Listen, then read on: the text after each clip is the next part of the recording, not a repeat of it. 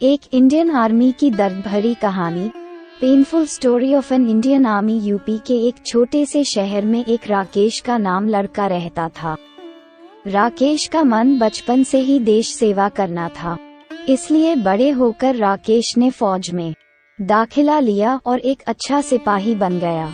Army join करने के कुछ समय बाद राकेश ने शादी कर ली थी। शादी के बाद सिर्फ 2 महीने वह अपने पत्नी के साथ रहा और उसके बाद उसे फिर से सीमा पर लड़ने के लिए बुला लिया गया था। राकेश के जाने के बाद उसकी पत्नी को भी काफी अकेलापन महसूस होता, लेकिन वह अपने पति की भावनाओं का और उनके फैसलों का सम्मान करती थी। शादी को बीते 2 साल हो चुके थे। अब राकेश की पत्नी मां बनने वाली थी, लेकिन गर्भवती होने के बाद भी राकेश की पत्नी को ये सारा समय अकेला ही रहना पड़ा, क्योंकि इस समय राकेश सीमा पर अपनी ड्यूटी में तैनात था। वक्त बीतता गया और 9 महीनों बाद राकेश की पत्नी ने एक छोटी सी बच्ची को जन्म दिया।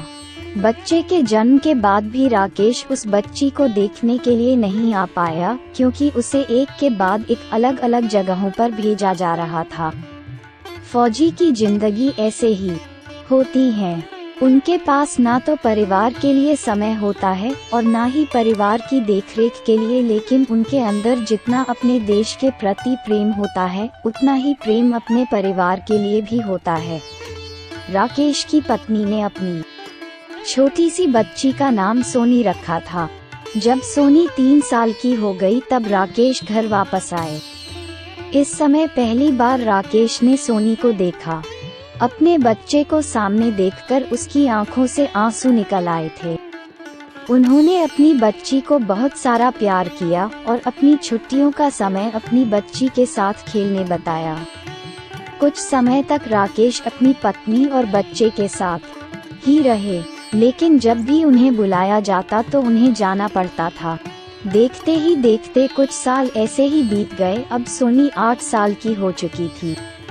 राकेश ज्यादा से ज्यादा समय बाहर ही रहते थे और सिर्फ त्योहारों में या बेहद महत्वपूर्ण कार्यों में अपने परिवार से मिलने आ पाते थे। सोनी का पूरा समय अपनी माता के साथ ही बीतता था।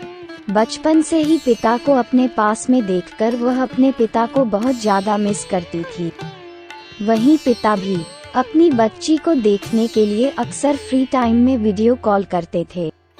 हर साल की तरह इस बार भी राकेश त्योहार में घर आने वाला था। 10 दिनों के बाद होली थी। सोनी बहुत ज्यादा खुश थी, क्योंकि उसके पिता त्योहार पर घर आने वाले थे और वह अपने साथ ढेर सारे खिलौने व चॉकलेट लाने वाले थे। अपने पिताजी के इंतजार में सोनी बार बार अपनी माता से पूछती कि माँ, पिताजी कब घर आएंगे। तो उसकी माँ कहती कि बेटा, होली के आने में अभी 10 दिन बाकी है। पापा आएंगे और ढेर सारी खिलौने तुम्हारे लिए लेकर आएंगे। लेकिन बच्चे का मन कहाँ मानने वाला था। सोनी ने अपनी माँ से कहा कि पिताजी को फोन कीजिए, उनसे कहिए कि जल्दी से घर वापस आ जाए और मेरे लिए ढेर सारे रंग और चॉकलेट लाना बिल्कुल ना भूलें।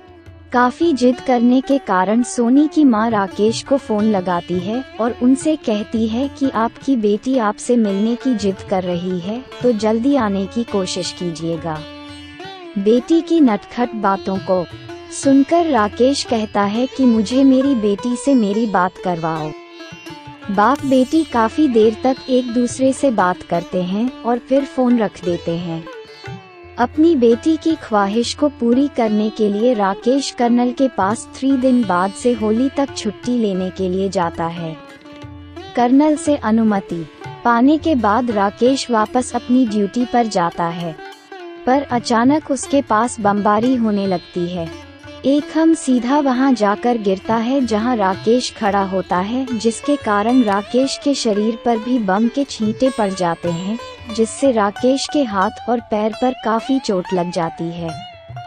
बम का असर पूरे शरीर में फैलने से रोकने के लिए और राकेश की जान बचाने के लिए डॉक्टर्स को मौके पर ही राकेश का हाथ काटना पड़ता है। अपने इन हालातों को देखकर राकेश को बहुत बुरा लगता है। वह सोचता है कि अब वह सोनी के साथ होली कैसे मनाएगा। राकेश को इस हालत में देखकर उसकी पत्नी और बच्ची दोनों ही डर जाएंगे, जिसकी वजह से उन दोनों की होली भी खराब हो जाएगी। इन सब बुरे विचारों को सोचते सोचते अचानक राकेश ने आंखों में आंसू आ जाते हैं, क्योंकि उसे अपनी बच्ची सोनी के लिए बहुत बुरा लगता है। राकेश सोचता है कि वह अपनी छुट्टी कैंसिल कर ले और घर ना जाए। फौज में राकेश का एक प्यारा दोस्त होता है। दोस्त का नाम अनुज था। अनुज के साथ राकेश अपने मन की सारी बातें कहा करता था। राकेश की आंखों में आंसू देखकर अनुज से पूछता है कि क्या हुआ राकेश, तुम्हारी आंख में आंसू क्या हुआ? तब राकेश अनुज से कहता है कि तुम तो मेरे हालत से वाकिफ ही हो, मुझे बताओ अब मैं अपनी नन्ही बच्ची के पास ऐसी हालत में जाऊं तो जाऊं कैसे? मेरी छोटी बच्ची मुझे इस हालत में देखकर रोने लगेगी और मैं नहीं चाहता उसकी होली खराब हो, इसीलिए मैं सोच रहा हूँ कि मैं अपनी छुट्टी कैंसिल कर लूँ। राकेश के इन बातों को सुनकर अनुज उससे कहता है कि तुम्हें अपनी छुट्टी कैंसिल नहीं करनी चाहिए, क्योंकि तुम्हारा ये हाथ तुम्हारी हकीकत है और कभी ना कभी यह तुम्हारे परिवार को जरूर पता चलेगी, इसीलिए तुम्हें छुट्टी लेकर घर जरूर जाना चाहिए। ऐसा इसलिए भी जरूरी है क्योंकि अगर तुम अपने परिवार को खुद के बारे में नहीं बताओगे पर उन्हें ये बात किसी और से पता चलेगी तो उन्हें बहुत बुरा लगेगा। अनुज राकेश को ये भी कहता है कि राकेश घर जाने पर तुम्हारा परिवार तुम्हें इस हालत में देखकर रोएगा, परेशान होगा, लेकिन तुम्हें संयम रखते हुए उन्हें हौसला देना है। अनुज की इन बातों को सुनकर राकेश घर जाने के लिए मान जाता है। राकेश अनुज को उसका हौसला बढ़ाने के लिए और इस मुश्किल घड़ी में उसका साथ देने के लिए उसे शुक्रिया कहकर उसी शाम को ट्रेन पकड़कर अपने घर के लिए निकल जाता है। ट्रेन के पूरे सफर के दौरान उसके मन में बस यही बात चल रही होती है कि उसके परिवार वाले उसकी हालत को देखकर क्या प्रतिक्रिया देंगे। ये सोच सोचकर राकेश को बहुत चिंता होती है, लेकिन वह किसी तरह स्टेशन से अपने घर जाता है और घर जाकर घर के दरवाजे को खटखटाता है और आवाज देते हुए कहते हैं कि सोनी मैं आ गया हूँ, आकर दरवाजा खोलो। अपने पिता की आवाज को सुनते ही सोनी दौड़ते हुए दरवाजे के पास आती है और दरवाजा खोलती है।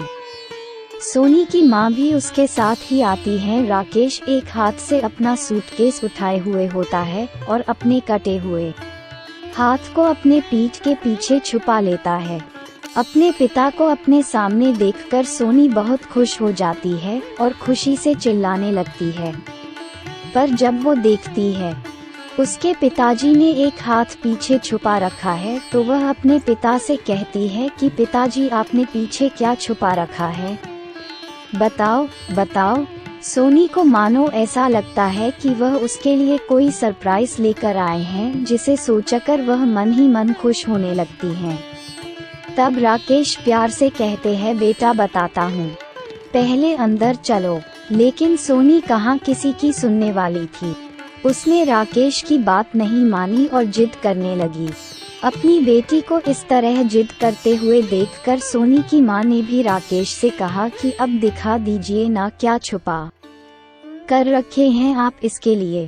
लेकिन राकेश अपने उदास मन से सोनी की मां से कहता है कि राधिका इसे अंदर लेकर चलो, उसके बाद मैं बताता हूँ कि क्या बात है। राकेश की बात को सुनकर सोनी की मां सोनी को समझाते हुए कहती है कि बेटा तुम्हारे पिताजी काफी लंबा सफर तय करके आए हैं, इसके वजह से बहुत थक गए हैं। अपने पिताजो को अंदर आने दो और थोड़ा आराम करने दो, उसके बाद तुम खुद देख लेना कि वह तुम्हारे लिए क्या लाए हैं। राकेश, सोनी और उसकी माँ तीनों ही घर के अंदर चले आते हैं। घर के अंदर आने के बाद राकेश सोनी को कहता है कि बेटा आप थोड़ी देर के लिए अपने कमरे में जाओ, मुझे आपकी माँ से कुछ जरूरी बात करनी है। अपने पिता की बात सुनकर सोनी एक अच्छे बच्चे की तरह अपने कमरे में चली जाती है। अब राकेश सोनी की मां से कहता है कि राधिका मैंने तुम्हें सोनी से अलग इसलिए बात करने के लिए बुलाया है ताकि तुम मेरी परेशानी को समझ सको। क्योंकि मेरी परेशानी को जानने के बाद अगर तुम ही परेशान होकर रोने लगोगे तो सोनी को कौन समझाएगा। राकेश की इन बातों को सुनकर सोनी की मां घबरा जाती है और पूछती है कि क्या हुआ, आप इतने परेशान क्यों हैं? आप अपनी परेशानी मुझे बताइए। अपनी पत्नी के इन बातों को सुनकर राकेश उससे कहता है कि देखो तुम रोना मत, क्योंकि तुम्हें खुद को संभालना होगा। ये कहता हुआ वह अपना कटा हुआ हाथ उसे दिखाता है। अपने पति के इस हालत को देखकर राकेश की पत्नी की आंखों से आंसू गिरने लगते हैं, वह बहुत रोने लगती है। राकेश कहता है देखो अगर तुम ऐसे रोवोगी तो सोनी को कौन समझाएगा, कौन उसे संभालेगा। फिर राकेश अपनी इस दुर्घटना की पूरी जानकारी अपनी पत्नी के साथ साझा करता है। कुछ देर बाद उसकी पत्नी शांत होती है और उसे एहसास होता है कि अब रोने से कुछ नहीं होगा। राकेश अपनी पत्नी से कहता है कि हमें ये सोनी को ये बात प्यार से समझानी होगी कि यही अब हकीकत है और हमें इस बात का दुख मनाए बिना इसे स्वीकार करना होगा। अपनी पत्नी को समझाने के बाद राकेश अपनी बेटी सोनी को अंदर बुलाता है। राकेश सोनी को वह सारे गिफ्ट देते हैं जो वह उसके लिए लेकर आए थे। इसमें सोनी के पसंदीदा खिलौने भी थे और वह उन खिलौनों से खेलने लगती है। पर कुछ पल भर बाद सोनी को अपने पिता का कटा हुआ हाथ दिख जाता है और जोर से पापा चिल्लाते हुए सोनी रोने लगती है। ये देखकर राकेश और सोनी की मां दोनों प्यार से उस बच्ची के सिर को सहलाते हुए उसे चुप कराते हैं। फिर सोनी की मां कहती है क्या हुआ बेटा, पापा तुम्हारे पसंद के खिलौना लाने भूल गया क्या? सोनी रोते रोए कहती है पापा का हाथ।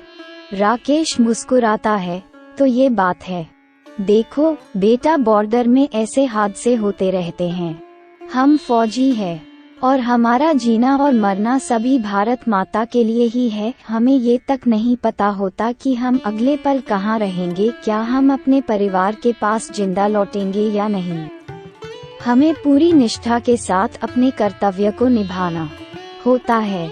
हमारे परिवार और तीज त्योहारों से ज्यादा जरूरी देश की सुरक्षा करना है और देश के ऊपर तो हम मर मिटने के लिए तैयार हैं। तुम एक बहादुर लड़की हो और तुम्हें परेशानियों को देखकर घबराना नहीं चाहिए, बल्कि उसका सामना करना चाहिए। अब जो बीत गया है उस पर ध्यान देकर हम आने वाले सुख को क्यों खराब करें। जीवन में सुख का आना जाना लगा रहता है, पर इंसान को विपत्ति के समय घबराना बिल्कुल नहीं चाहिए। राकेश के इन शब्दों को सुनकर सोनी चुप हो जाती है और कहती है पापा मैं भी आपकी तरह देश की सेवा करूंगी और बॉर्डर पर जाऊंगी। ये सुनकर राकेश कहते हैं बेटा मुझे गर्व है कि मैं तुम्हारी जैसी बहादुर लड़की का पिता हूँ। दोस्तों अगर आपको हमारी वीडियो अच्छी लगी हो तो वीडियो को लाइक और शेयर करें और चैनल को सब्सक्राइब करें। धन्यवाद।